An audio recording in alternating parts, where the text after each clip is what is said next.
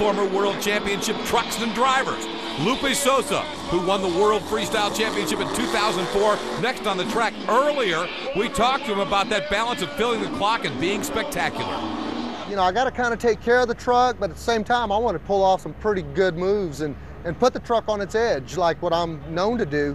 So yeah, getting into the bonus time and the super bonus times is going to be a trick to pull out. But here in Vegas, I think you can pull off any kind of illusion here. It's the Advance Auto Parts El Torro Loco. There's no illusion there, no smoke and mirrors, Scott. He cleared it, went over the waterfall. He's off to a great start. You know you're always going to get something really off the charts from Lupe. He just, as he mentioned, doesn't want to do that memorable wow moment too quick, because sometimes that wow moment ends with that truck coming off the track in pieces. Now, the balance to that is this.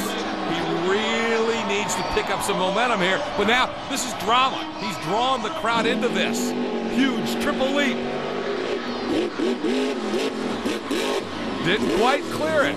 Well, you notice right there when he backed up, you know, when Tingler backed up in Dalmatian, he backed up until he hit the wall, and then he gave it the gas and throttled onto it heavy. The last competitors you've seen, besides Dawn and Scarlet Bandit, have not backed it all the way up to the wall and hit it as hard as they could with as much speed. Maybe something some of the other competitors are watching, because as we mentioned earlier, some guys are strapping in and just thinking, but most of the others are peeking their head around. There are monitors in the back in the pits. They're watching what everybody else is doing. Oh, there it is. We talked about the spectacular. He set that baby right on the tailgate.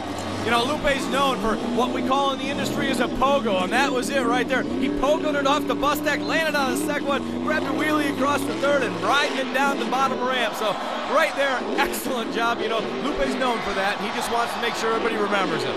Come on, Lupe.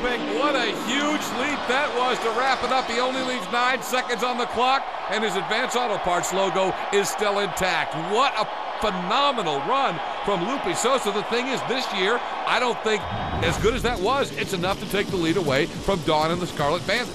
No, I don't think so either, Scott. You know, he is a past freestyle world finals champion. However, you know, it just kind of ended on a sour note for him. He left only a few seconds on the clock, but, you know, he didn't have the big, huge wow factor that you look for. Now here, where I thought he'd cost himself a little bit by not getting a whole lot on the bus, but then he slapped it down and really had everybody going, wow. And then he came right after this with this, one of the most spectacular leaps of the night. So he had some of those big moments, probably not enough start to finish, but you know, he's showing you why he won a world championship and why he's always a threat to win another. He sure was trying right there in the save. You can see he was throttled down.